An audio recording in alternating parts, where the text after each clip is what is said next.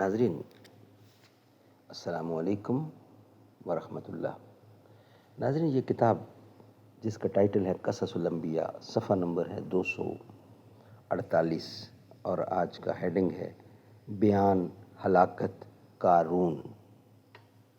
ناظرین، اس سے پہلے والے ویلاگ میں ہم آپ کے سامنے رکھ رہے تھے مشہور قصہ سامری کا۔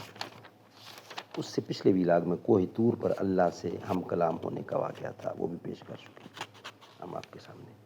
ناظرین، یہ ویلاگ 198 اور آج اس کی پہلی قسط ہم آپ کے سامنے رکھ رہے ہیں، بیان ہلاکت قارون۔ ناظرین، اس کتاب کا ٹائٹل ہے قصص الانبیاء، تصنیف مولانا عبد المنان صاحب کی ہے۔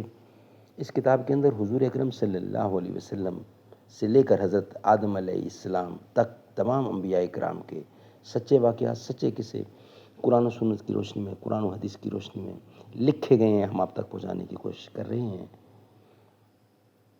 نحمدہ ونصلی علی رسولہ الکریم، بسم اللہ الرحمن الرحیم۔ خداوندا یہ تیرے سادہ دل بندے کدھر جائیں کہ درویشی میں عیاری ہے، سلطانی بھی عیاری۔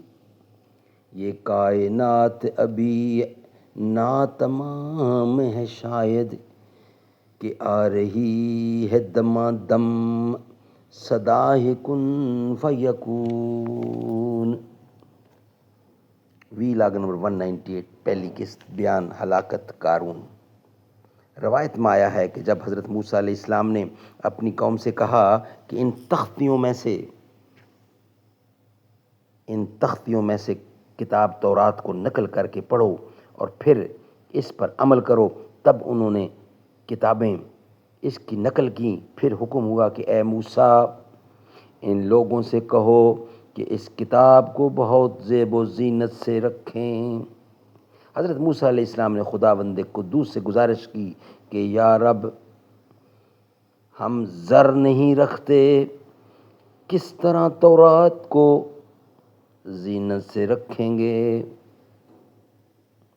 پس حضرت جبرائیل علیہ السلام نے آ کر کہا، جو گھاس میں نے تم کو بتلا دی تھی کہ بچھڑے کو رکھ کر اس میں جلا ڈالو،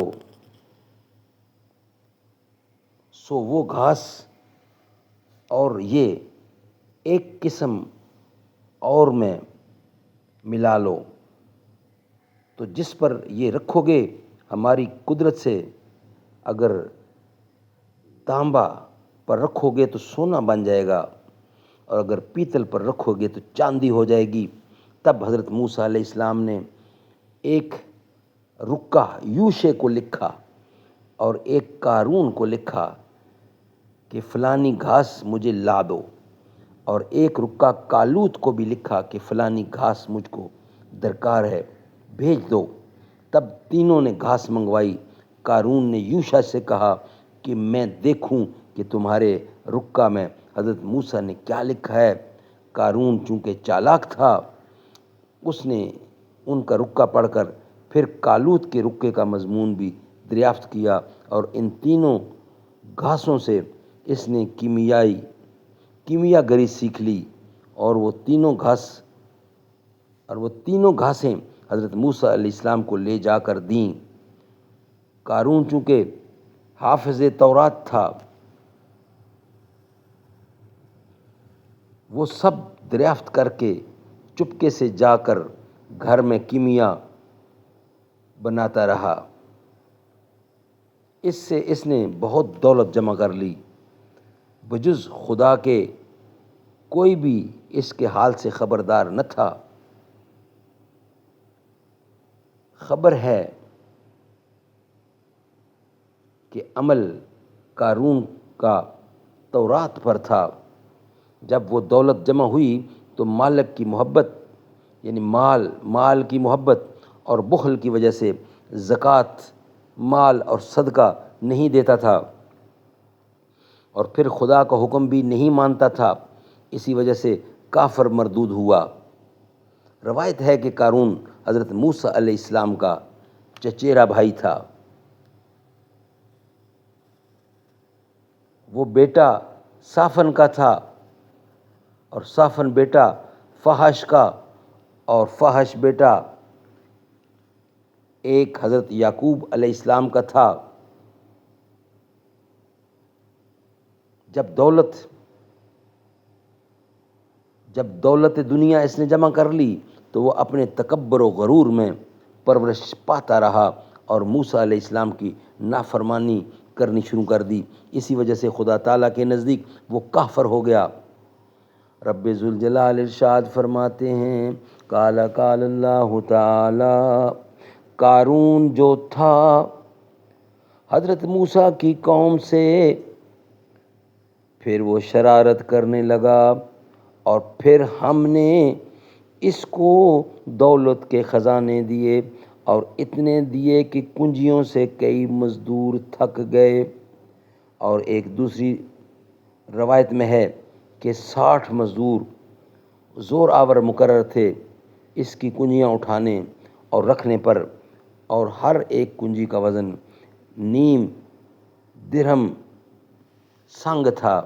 اور ایک روایت میں یوں بھی آتا ہے کہ اس کی کنجیوں کا بوجھ 70 اونٹ تھا۔